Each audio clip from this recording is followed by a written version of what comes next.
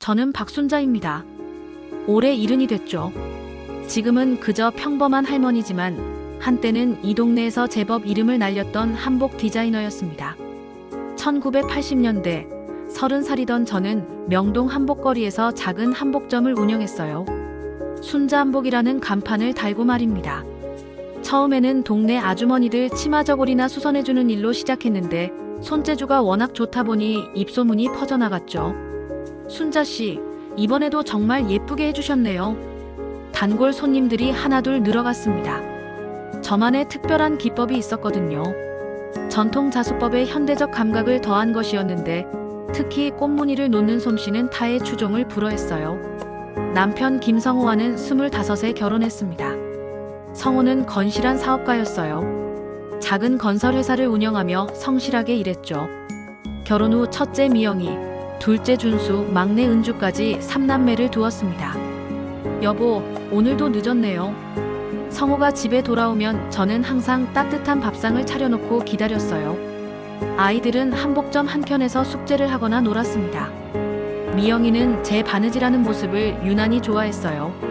엄마, 나도 저런 예쁜 옷 만들고 싶어요. 그래, 미영아. 엄마가 나중에 가르쳐 줄게. 1985년 드디어 기회가 왔습니다. KBS 드라마 의상을 맡게 된 거예요. 당시 인기 사극이었는데 제가 만든 한복을 보고 드라마 관계자가 직접 찾아왔죠. 박 사장님, 이런 섬세한 자수는 처음 봅니다. 꼭 저희와 함께 일해주세요. 그때부터 제 인생이 달라졌어요. 드라마가 인기를 끌면서 제 한복도 유명해졌습니다. 연예인들이 줄을 서서 주문을 했어요. 가게는 늘 북적였고 직원도 10명까지 늘렸죠. 순자 한복에서 만든 옷은 정말 다르다니까. 텔레비전에 제 한복이 나올 때마다 가슴이 벅차올랐습니다. 아이들도 자랑스러워했어요. 우리 엄마가 만든 옷이야. 미영이가 친구들에게 자랑하는 모습을 보면서 더욱 열심히 일했습니다. 하지만 성공이 지속될 거라고 생각했던 저는 너무 순진했나 봐요. 1990년대 들어서면서 한복에 대한 관심이 줄어들기 시작했어요. 서구식 문화가 들어오면서 젊은 층에서는 한복을 구식으로 여기기 시작했죠. 매출이 조금씩 줄어들었지만 저는 여전히 희망을 품고 있었습니다. 전통은 언젠가 다시 빛을 발할 거라고 믿었거든요. 그런데 진짜 문제는 다른 곳에 있었어요. 성호가 변하기 시작한 겁니다. 건설회사가 잘 되면서 돈이 생기자 술자리도 늘어나고 집에 오는 시간도 점점 늦어졌어요. 처음에는 사업 때문이라고 생각했는데 나중에야 알았죠. 도박에 빠져 있었다는 걸 말입니다. 여보, 이 돈은 어디서 난 거예요? 아, 그냥 사업 자금이야. 걱정하지 마. 하지만 성호의 눈빛이 예전 같지 않았어요. 초조해 보였고 거짓말하는 티가 났습니다. 그래도 저는 믿고 싶었어요. 20회를 함께 산 남편을 말입니다. 1995년 어느 봄날 제 인생이 완전히 뒤바뀌었습니다. 순자야, 미안해. 정말 미안해. 성호가 무릎을 꿇고 있었어요. 얼굴은 초췌했고 두 손은 부들부들 떨리고 있었습니다. 도대체 무슨 일이에요? 집이 경매에 넘어갔어. 가게도 마찬가지야. 하늘이 무너지는 것 같았어요. 20회 동안 쌓아올린 모든 것이 한순간에 사라져버린 거예요. 성호는 사업자금이라는 핑계로 집과 가게를 담보로 대출을 받아서 도박에 탕진해버렸던 겁니다. 아빠, 우리 집이 없어진다고요? 17살이던 미영이가 울먹이며 물었습니다. 준수는 중학생, 은주는 초등학생이었죠. 아이들에게 어떻게 설명해야 할지 막막했어요. 괜찮아, 엄마가 다 해결할게. 하지만 속으로는 절망뿐이었습니다. 이혼을 결정하기까지는 그리 오래 걸리지 않았어요. 더 이상 성호와 함께 살 수 없었거든요. 아이들은 내가 키울게요. 당신은 나타나지도 마세요. 성호는 고개만 푹 숙이고 있었습니다. 변명 한마디 못했어요. 그렇게 저는 홀로 새 아이를 키우게 됐습니다. 40살의 나이에 말이죠. 처음에는 한복 기술을 살려보려고 했어요. 하지만 이미 시장 상황은 많이 달라져 있었습니다. 한복을 찾는 사람도 줄어들었고 대형 업체들이 저가로 대량 생산하면서 손으로 하나하나 만드는 저 같은 사람은 경쟁이 안 됐어요. 엄마, 배고파요. 은주가 투정을 부렸습니다. 냉장고는 거의 비어 있었어요. 쌀도 바닥이 났죠. 잠깐만, 엄마가 뭔가 만들어줄게. 있는 재료로 간단한 볶음밥을 만들어줬습니다. 아이들은 맛있다고 했지만 제 눈에는 눈물이 고였어요. 결국 식당 일을 시작했습니다. 새벽 4시에 일어나서 밤 10시까지 일했어요. 설거지부터 서빙, 청소까지 안 해본 일이 없었습니다. 아줌마, 여기 물 좀 주세요. 손님들의 호칭도 사장님에서 아줌마로 바뀌었어요. 자존심이 상했지만 참았습니다. 아이들을 먹여 살려야 했거든요. 미영이는 고등학교를 졸업하자마자 취직했어요. 엄마, 제가 돈 벌어서 동생들 공부시킬게요. 기특한 딸이었지만 마음이 아팠습니다. 대학도 못 보내고 일터로 내보내야 하는 현실이 말이에요. 준수는 공부를 잘했어요. 성적이 좋아서 장학금으로 대학에 갈 수 있었습니다. 엄마, 저는 꼭 성공해서 엄마 고생 갚아드릴 거예요. 그래, 준수야. 엄마는 내가 열심히 공부하는 것만 봐도 행복해. 은주는 성격이 활발했어요. 집안 사정이 어려워도 밝게 지냈죠. 언니, 오빠, 나 학교에서 그림 그리기 1등 했어. 우와, 우리 은주 정말 잘했네. 아이들을 보면서 힘을 냈습니다. 이 아이들만큼은 제대로 키워야 한다는 생각으로 버텼어요. 밤늦게 집에 돌아와서도 할 일이 있었어요. 미영이 오수선이나 은주 숙제 봐주기, 준수와 진로 상담하기. 하루 24시간이 모자랐습니다. 엄마는 언제 쉬어요? 은주가 물어봤을 때 답할 말이 없었어요. 쉴 시간 따위는 없었거든요. 하지만 아이들 앞에서는 웃었습니다. 엄마는 너희들 보는 게 휴식이야. 그렇게 10년이 흘렀습니다. 미영이는 결혼해서 딸을 낳았고 준수는 대학을 졸업해서 회사에 취직했어요. 은주도 고등학교를 졸업했죠. 혼자 키운 새 아이가 모두 제 몫을 해주니 뿌듯했습니다. 이제 좀 살만하겠다 싶었어요. 하지만 인생이라는 게 그렇게 호락호락하지 않더라고요. 더 큰 시련이 기다리고 있었습니다. 2010년 저에게 또 다른 시련이 찾아왔습니다. 미영이가 결혼한 지 5년 만에 아이를 가졌어요. 딸아이였는데 이름을 지우라고 지었습니다. 자유롭고 지혜로운 아이로 자라라는 뜻이었죠. 엄마, 지우가 얼마나 예쁜지 몰라요. 미영이는 아이를 낳고 나서 정말 행복해했어요. 사위 박현준도 딸을 무척 아꼈습니다. 어머니, 지우가 할머니 닮아서 손재주가 좋을 것 같아요. 현준이는 성실한 사람이었어요. 작은 무역회사에서 일했는데 성격도 온화하고 미영이를 잘 대해줬죠. 저도 손녀가 생겨서 기뻤습니다. 일요일마다 미영이네 집에 가서 지우를 돌봐줬어요. 할미가 왔네. 지우야, 할미한테 와. 지우는 저를 잘 따랐어요. 특히 제가 바느질하는 걸 신기하게 지켜봤습니다. 할미, 이게 뭐예요? 이건 자수바늘이야. 할미가 예쁜 꽃을 수놓고 있는 거야. 지우의 눈이 반짝였어요. 미영이 어렸을 때와 똑같은 표정이었습니다. 그런데 지우가 5살이 되던 해, 미영이와 현준이 사이에 문제가 생겼어요. 엄마, 저희 이혼하기로 했어요. 미영이가 울먹이며 말했을 때 깜짝 놀랐습니다. 갑자기 웬 소리야? 현준이하고 잘 지냈잖아. 현준이가 다른 여자랑 말을 잇지 못했어요. 알고 보니 현준이가 회사 후배와 바람을 피운 거였습니다. 엄마, 저는 지우 데리고 혼자 살 수 없어요. 일도 해야 하고. 지우를 맡아주실 수 있나요? 미영이의 부탁이었지만 난감했어요. 저도 여전히 식당에서 일하고 있었거든요. 하루 종일 일하는 제가 5살 아이를 돌본다는 게 쉽지 않았습니다. 미영아, 엄마도 일해야 하는데. 그럼 어떻게 해요? 저 혼자서는 정말 안 돼요. 미영이가 울음을 터뜨렸습니다. 딸의 사정을 모르는 바는 아니었지만 현실적으로 불가능했어요. 며칠을 고민했습니다. 지우를 키우려면 일을 그만둬야 하는데 그러면 생활비는 어떻게 하죠? 준수는 갓 취직해서 자기 생활하기도 바빴고 은주는 아직 대학생이었습니다. 그때 동네에서 알게 된 분이 조언을 해주셨어요. 순자씨, 집 근처에 좋은 고아원이 있어요. 거기는 정말 아이들을 잘 돌봐준다고 유명해요. 고아원이요? 네, 가정 사정이 어려운 아이들도 많이 맡기더라고요. 나중에 형편이 나아지면 다시 데려가고 말이에요. 가슴이 찢어질 것 같았지만 다른 방법이 없었어요. 미영이에게 말했을 때 미영이도 울었습니다. 엄마, 제가 못난 엄마예요. 아니야, 미영아. 지금은 어쩔 수 없어. 엄마가 열심히 일해서 빨리 데려올게. 2015년 3월, 지우를 고아원에 맡겼습니다. 그날을 잊을 수가 없어요. 할미, 지우는 언제 집에 가요? 곧 갈 거야. 할미가 꼭 데리러 올게. 지우는 5살이라 상황을 잘 이해하지 못했어요. 그저 할미와 엄마가 울고 있는 게 이상했겠죠.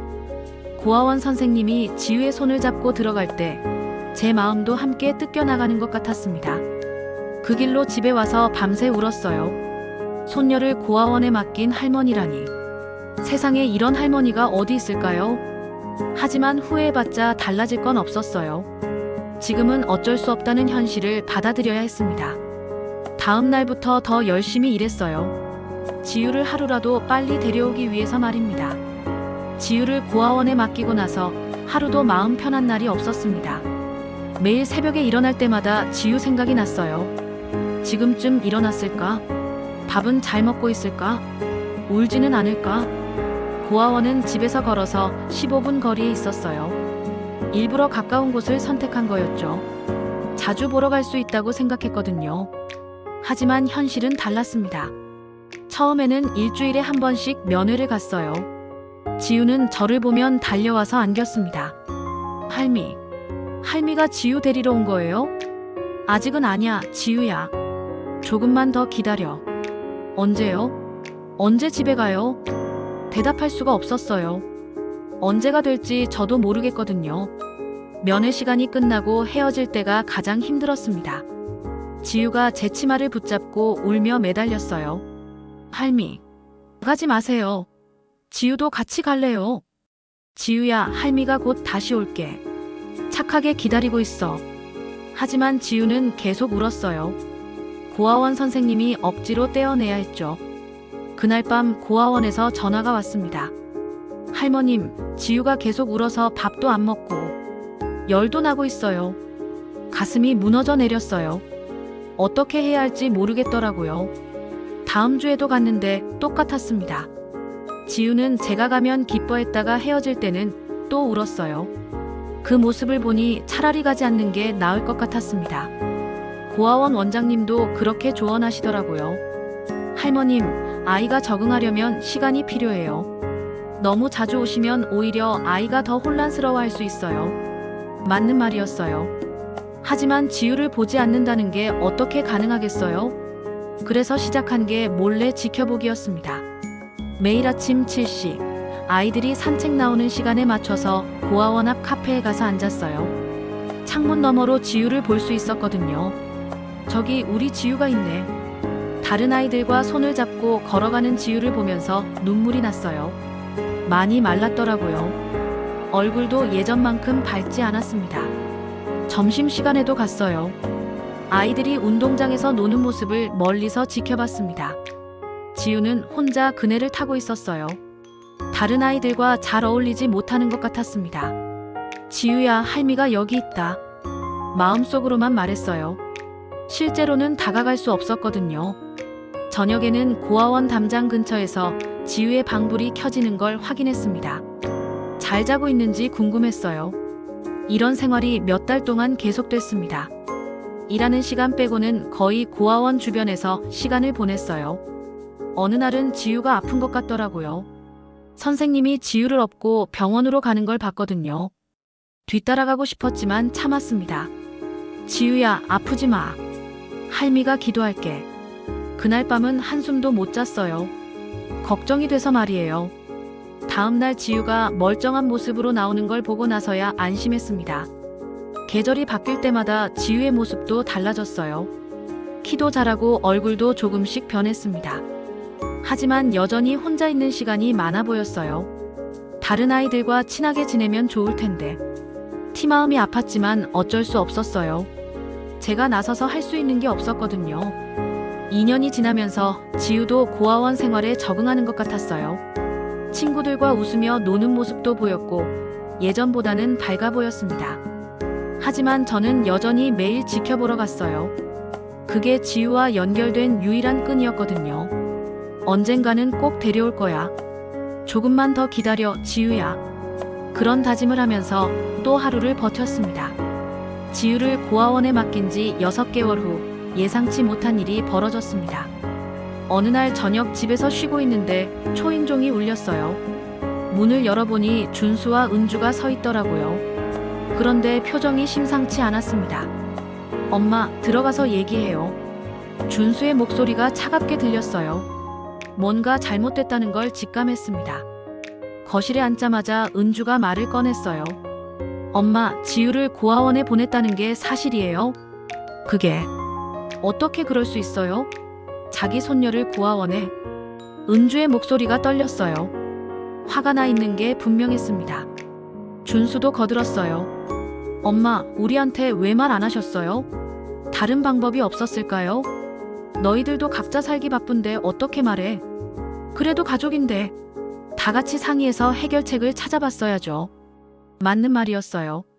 하지만 그때는 정말 다급했거든요. 다른 방법을 생각해볼 여유가 없었습니다. 엄마가 어쩔 수 없었어. 미영이 혼자서는 키울 수 없다고 하고 엄마도 일해야 하는 상황에서. 그럼 우리가 도왔을 거 아니에요? 은주가 울먹였어요.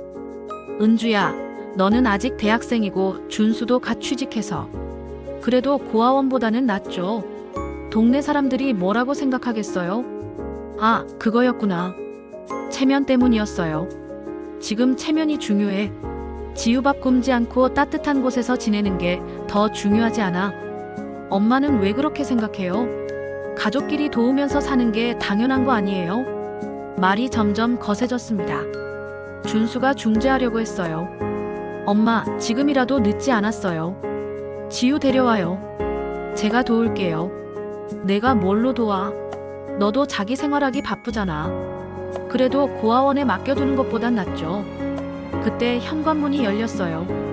미영이가 들어왔습니다. 아마 준수가 미리 연락한 것 같았어요. 언니, 오빠. 미영이는 우리가 싸우고 있다는 걸 금세 알아챘어요. 뭘 그렇게 큰 소리를 내요? 언니, 지우를 고아원에 맡긴 게 맞아요? 은주가 따져 물었습니다. 그게 어쩔 수 없었어. 어쩔 수 없긴 뭐가 어쩔 수 없어요. 우리가 다 같이. 은주야, 너는 몰라. 애 키우는 게 얼마나 힘든데. 미영이도 목소리를 높였어요. 그래도 가족이잖아요. 가족이면 뭐든지 다 해야 해. 나도 이혼하고 살기 바쁜데. 말이 오가면서 분위기가 점점 나빠졌어요. 결국 큰 소리가 나기 시작했습니다. 엄마가 잘못한 거예요. 손녀를 고아원에 보내다니. 은주가 소리쳤어요. 그럼 내가 키워. 내가 대학 그만두고 지우 키워봐. 저도 참다 폭발했습니다. 엄마. 이 엄마 저 엄마 하지 마. 너희들은 입으로만 가족이라고 하지. 정작 힘들 때는 누가 도와줬어. 그 순간 모든 게 터져 나왔어요. 혼자 3남매 키우면서 겪었던 모든 고생, 억울함, 외로움이 한꺼번에 말이에요. 20년 동안 혼자 너희들 키웠어. 하루도 쉬지 않고 일했다고. 그런데 지금 와서 엄마 탓이야? 준수가 말리려고 했어요. 엄마, 진정하세요. 진정하라고. 지금까지 충분히 참았어. 너희들이 뭘 안다고 지우 문제에 끼어들어. 미영이가 울기 시작했어요. 엄마, 저도 미안해요. 하지만 정말 어쩔 수 없었어요. 미영이, 너는 잘못 없어. 내가 혼자 어떻게 키워? 엄마가 선택한 거야. 그때 은주가 또 말했어요. 그래도 고아원은 너무했어요. 동네에서 뭐라고 그러는지 아세요? 동네에서 뭐라고 그런다고. 할머니가 손녀를 고아원에 버렸다고. 저희도 창피해서 못 다니겠어요. 그 말을 듣는 순간 정말 화가 머리끝까지 올랐어요. 창피해. 너희들이 창피해. 그럼 엄마는 창피하지 않을 것 같아? 엄마가 얼마나 마음 아픈지 알기나 해. 그래도는 무슨 그래도야. 너희들이 나서서 키우겠다는 것도 아니면서 뒤에서 뭐라고 그래. 결국 큰 싸움이 났습니다. 그동안 쌓였던 서로의 불만이 다 터져 나왔어요. 엄마는 왜 맨날 혼자 결정해요? 우리 의견은 들어보지도 않고. 의견을 들으면 뭘 해줄 건데? 말로만 도와주겠다고 하고 실제로는 안 해주잖아. 엄마가 그렇게 생각하셨다면 저희는 뭐예요? 너희들은 너희들 생활이나 해. 엄마한테 참견하지 말고. 그날 밤 아이들이 모두 집을 나갔어요. 미영이는 울면서, 준수와 은주는 화를 내면서 말이죠. 혼자 남은 저는 소파에 주저앉아서 한참을 울었어요. 이게 맞나 싶었거든요. 가족을 위해서 한 일인데 오히려 가족들한테 원망받는 게 말이에요. 그 후로 아이들과 연락이 끊어졌습니다. 준수는 한 달에 한 번씩 안부 전화만 했어요. 은주는 아예 연락을 안 했고 미영이도 가끔 문자만 보냈죠. 다들 엄마가 나쁜 사람이라고 생각하는구나. 혼자 중얼거리면서 또 울었어요. 그래도 지우는 포기할 수 없었어요. 아무도 이해해주지 않더라도 제가 할 수 있는 건 해야겠다고 생각했습니다. 더 열심히 일했어요. 식당 일 외에 청소일도 시작했어요. 새벽 5시부터 밤 11시까지 쉬지 않고 일했습니다. 지우야, 할미가 꼭 데리러 갈게. 조금만 더 기다려. 매일 고아원 앞에서 지우를 멀리서 보면서 다짐했어요. 가족들이 등을 돌려도 저는 포기하지 않겠다고 말이에요. 가족들과 관계가 틀어진 후 저는 오로지 지우를 데려오는 것에만 집중했습니다. 새벽 4시에 일어나서 청소 일을 시작했어요. 오피스텔 계단 청소, 사무실 청소까지 안 해본 일이 없었습니다. 아침 8시까지 청소를 하고 9시부터는 식당에 나가서 밤 10시까지 일했어요. 아줌마, 괜찮아요? 얼굴이 너무 피곤해 보이는데. 식당 사장님이 걱정해 주셨어요. 괜찮습니다. 일할 수 있을 때 많이 해둬야죠. 사실 몸은 너무 힘들었어요. 허리도 아프고 다리도 퉁퉁 부었습니다. 하지만 지우 생각하면 참을 수 있었어요. 매달 받는 돈은 한 푼도 쓰지 않고 모았어요. 생활비는 최대한 아껴 썼습니다.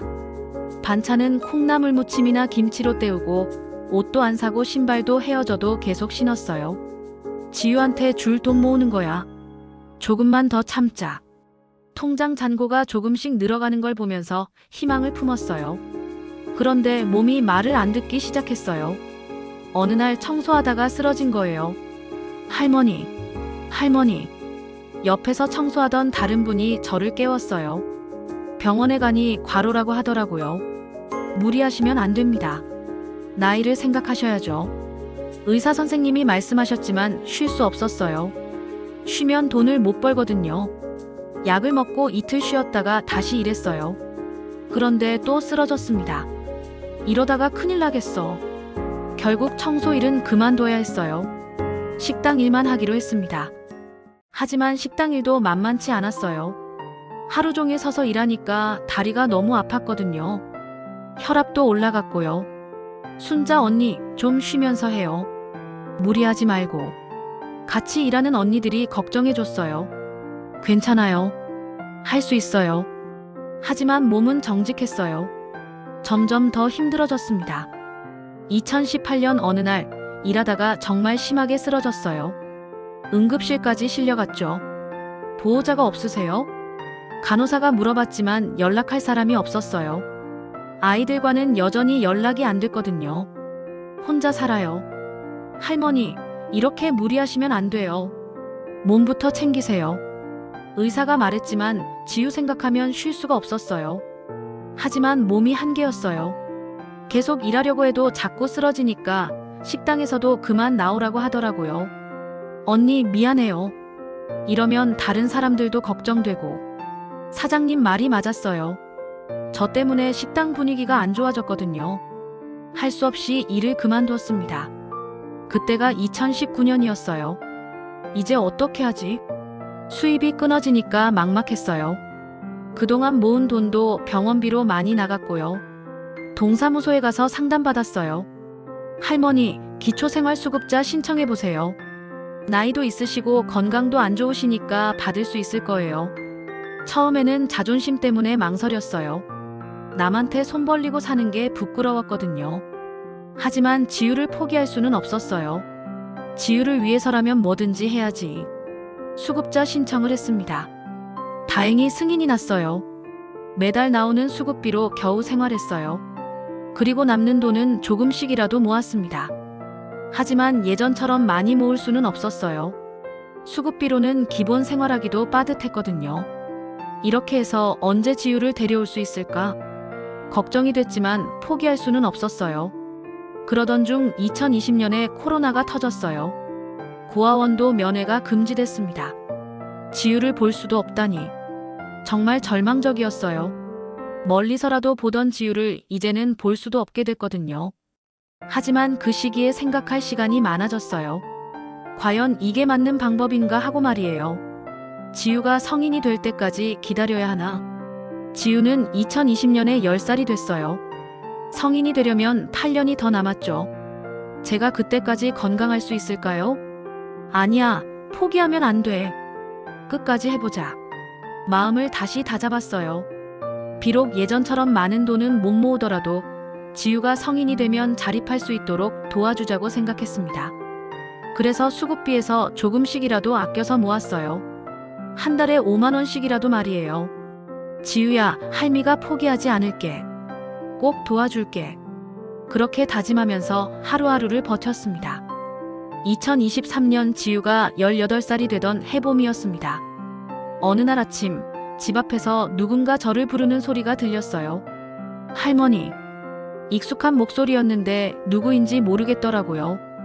문을 열어보니 예쁜 젊은 여자가 서 있었습니다.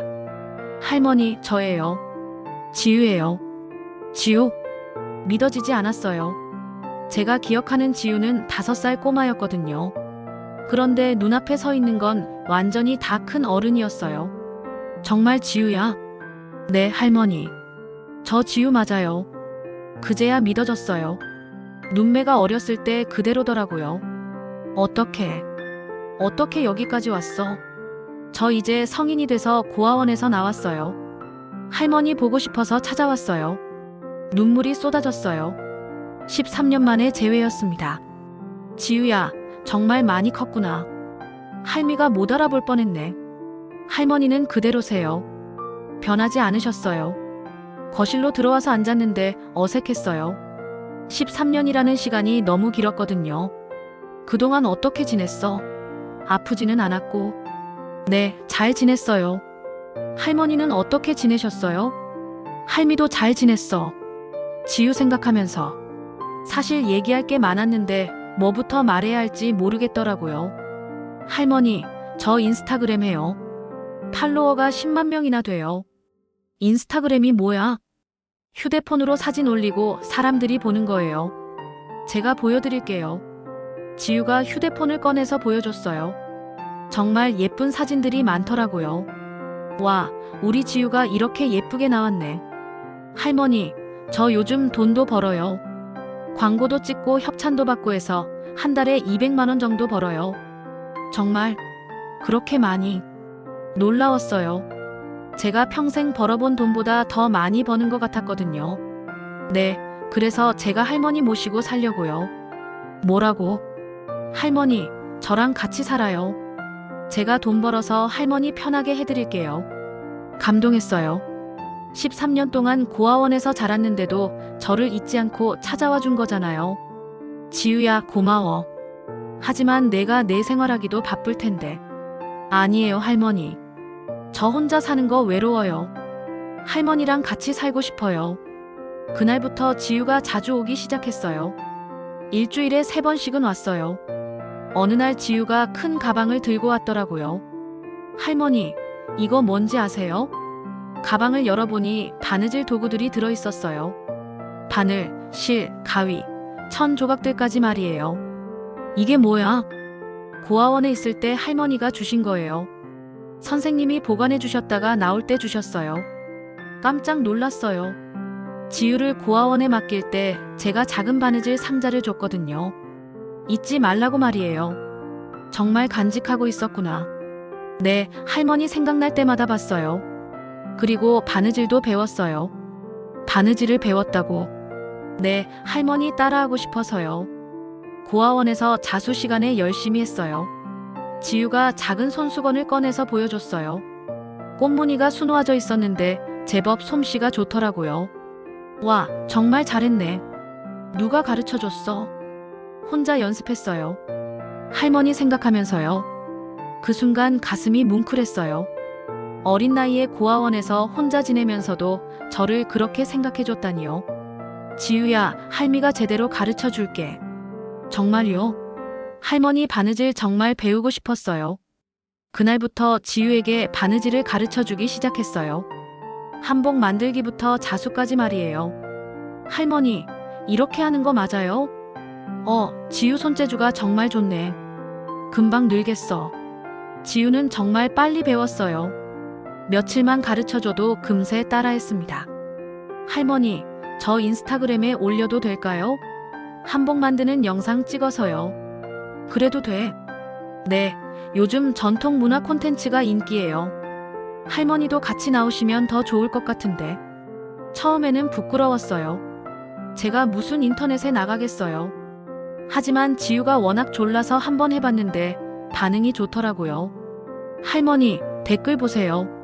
사람들이 너무 좋아해요. 정말로 사람들이 좋아했어요. 전통을 잊지 않는 할머니와 손녀. 정말 아름다운 모습, 이런 댓글들이 달렸습니다. 지우야, 할미가 인터넷 스타가 되는 거야? 네, 할머니. 우리 같이 유명해져요. 그렇게 지우와 새로운 시작을 하게 됐어요. 13년 만에 다시 만난 손녀와 함께 말이에요. 지우와 함께 만드는 한복 영상이 점점 인기를 끌기 시작했어요.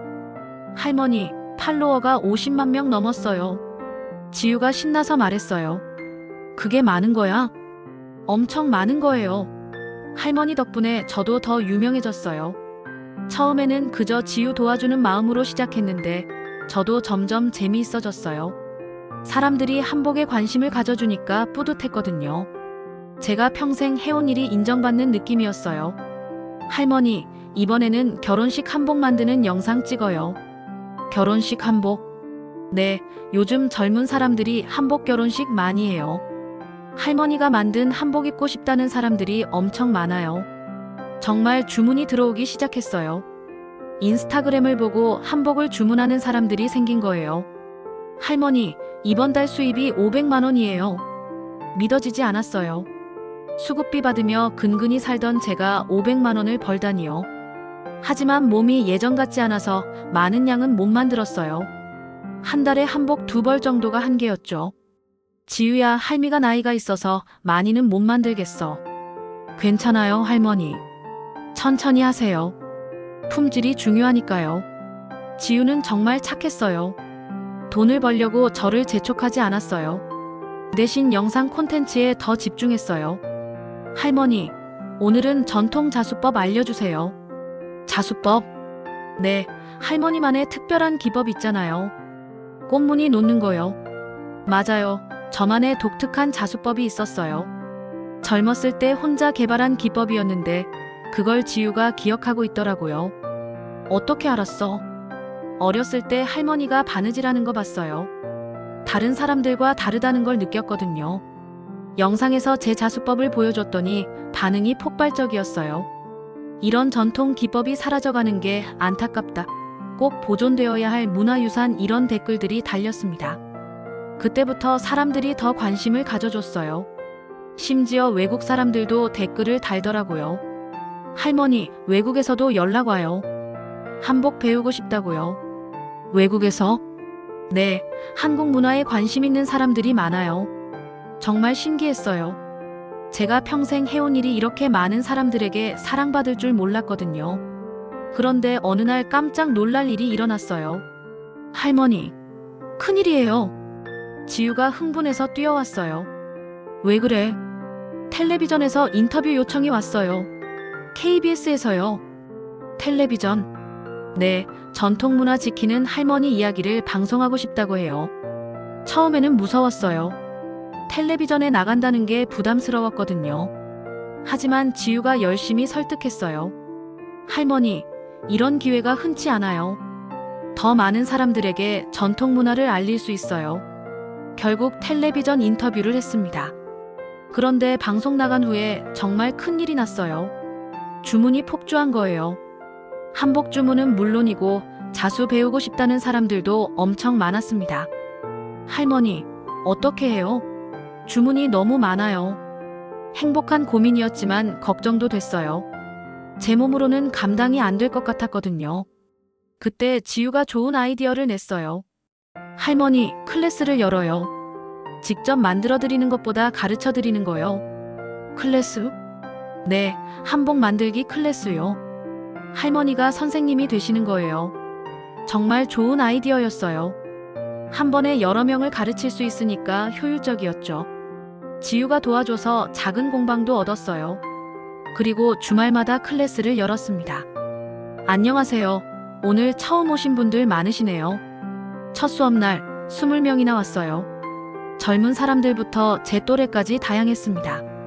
전통 한복 만들기 정말 배우고 싶었어요. 인스타그램에서 봤는데 너무 예뻐서 꼭 배우고 싶었어요. 사람들의 열정이 대단했어요. 저도 더 열심히 가르쳤습니다.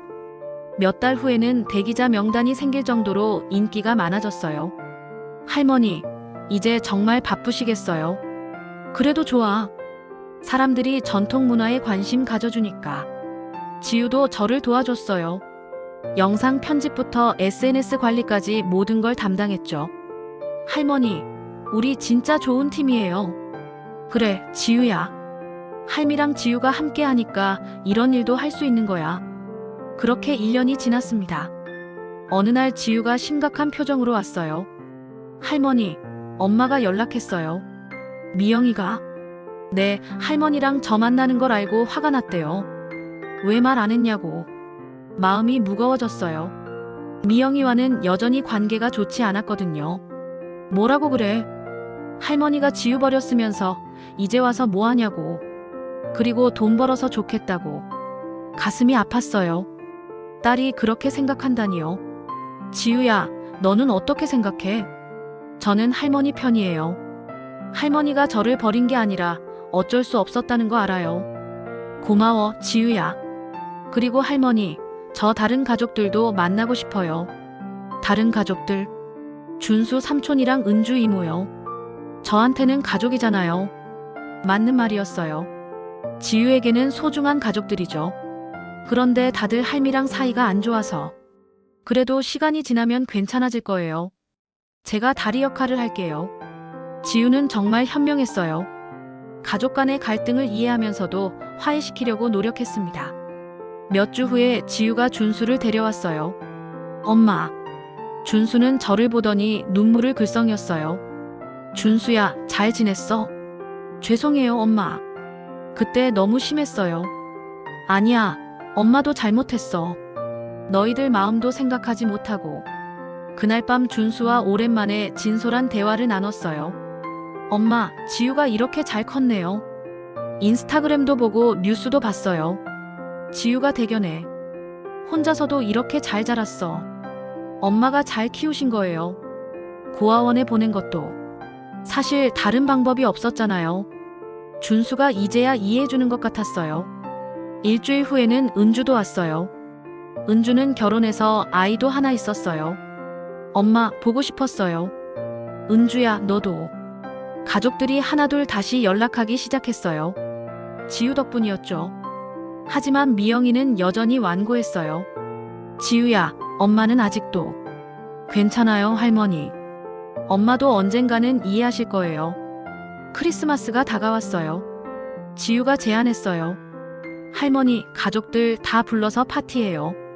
미영이도. 네, 제가 설득해 볼게요. 크리스마스인데 가족이 함께 있어야죠. 지우의 설득으로 결국 미영이도 왔어요. 어색했지만 그래도 온 가족이 모였습니다. 지우가 이렇게 예쁘게 컸네. 미영이가 지우를 보며 눈물을 흘렸어요. 엄마, 저 엄마 원망하지 않아요. 그때 상황이 어려웠잖아요. 지우야. 그리고 할머니도 저를 버린 게 아니에요. 어쩔 수 없는 선택이었어요. 그날 밤 미영이와도 화해했어요. 엄마, 죄송해요. 그동안 너무 서운했어요. 미영아, 엄마도 미안해. 내 마음을 이해하지 못했어. 이제 다시 시작해요. 우리 가족 모두 함께요. 새해가 되면서 정말 새로운 시작이었어요. 지우와 함께하는 한복 클래스는 더욱 번창했어요. 심지어 해외에서도 배우러 오는 사람들이 생겼습니다. 할머니, 올해는 책도 내요. 전통 한복 만들기 책이요. 책? 네, 출판사에서 제안이 왔어요. 할머니의 이야기와 한복 만드는 방법을 담은 책이요. 정말 꿈 같은 일이었어요. 제가 책을 낸다니요.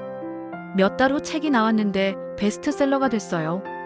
할머니, 1만 부나 팔렸어요. 정말? 네, 사인회도 하자고 하는데 어때요? 사인회까지 하게 됐어요. 70살 할머니가 말이에요. 그날 사인회장에는 정말 많은 사람들이 왔어요. 젊은 사람들부터 제 또래까지요. 할머니, 책 정말 감동적이었어요. 포기하지 않는 모습이 정말 멋있어요. 저도 할머니처럼 끝까지 해보고 싶어요. 사람들의 반응을 보니 뿌듯했어요. 이제는 정말 바쁜 일상입니다. 한복 클래스, 영상 촬영, 인터뷰까지. 젊었을 때보다 더 바쁠 수도 있어요. 하지만 행복해요. 지유와 함께하고 가족들도 다시 화목해졌고 제가 평생 해온 일이 많은 사람들에게 사랑받고 있으니까요. 지유는 이제 제 집 근처에 살아요. 거의 매일 만나서 함께 일하죠. 할머니, 오늘도 수고하셨어요. 지유야, 할미는 정말 행복해. 너랑 함께 할 수 있어서. 저도요, 할머니. 할머니가 있어서 제가 더 특별해진 것 같아요. 가끔 옛날 생각이 나요. 혼자서 새 아이 키우던 시절, 지유를 고아원에 맡기고 가슴 아파하던 시절. 그때는 정말 힘들었지만 포기하지 않길 잘했다는 생각이 들어요. 인생이 참 묘해. 가장 힘들 때가 새로운 시작의 전야였구나. 이제 저는 75살이 됐어요. 아직도 바느질하고 사람들 가르치고 지유와 함께 새로운 꿈을 꾸고 있어요. 가끔 사람들이 물어봐요. 할머니, 비결이 뭐예요? 어떻게 이 나이에도 이렇게 활기차게 사실 수 있어요? 그럼 저는 이렇게 대답해요. 포기하지 않는 거예요. 아무리 힘들어도 사랑하는 사람을 위해서라면 끝까지 해보는 거예요. 그리고 혼자가 아니라는 걸 믿는 거고요. 지유가 제 옆에서 웃으며 말해요. 맞아요. 할머니 덕분에 저도 포기하지 않는 법을 배웠어요. 오늘도 새로운 하루가 시작됩니다. 지유와 함께, 가족들과 함께, 그리고 저를 사랑해주는 많은 사람들과 함께 말이에요. 자, 지유야. 오늘도 시작해볼까? 네, 할머니. 오늘도 화이팅이에요. 바늘 끝에 담긴 사랑이 오늘도 이어집니다. 할머니의 사랑과 손녀의 사랑, 그리고 전통을 지키려는 모든 이들의 사랑이 말이에요. 영상이 좋았다면 구독과 좋아요 꼭 눌러주세요. 여러분의 사연을 기다립니다. 여러분의 인생 이야기를 들려주세요. 한 편의 인생 드라마를 제작해드리겠습니다. 이 동영상을 공유하셔서 지인분들과 이야기 나누어 보세요. 여러분이라면 어떻게 하셨을까요?